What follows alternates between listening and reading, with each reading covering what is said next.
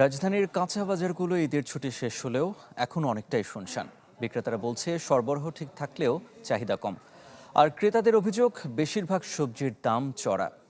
বাজার তদারকির তাগিদ সাধারণ ক্রেতাদের। নগদ নিয়ে এলো হার না মানা হার অফার। সর্বনিম্ন 10,000 টাকা রেমিটেন্স নগদে পাঠালে থাকছে স্বর্ণের হার জেতার সুযোগ।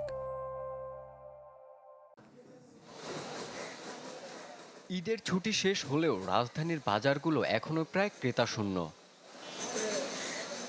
বিক্রেতারা বলছেন স্কুল এখনো খোলেনি, এখনো ঢাকায় আসেনি বহু পরিবার। সব মিলিয়ে আগামী সপ্তাহে জমে উঠতে পারে সব ধরনের বাজার।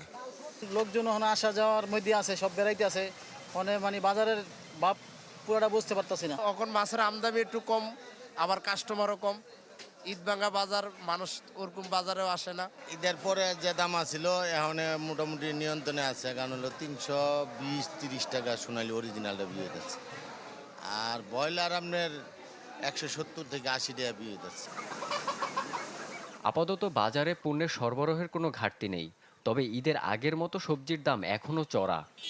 এখন বাজারের সব জিনিসের দাম বেশি, কোনো তদারকি নাই।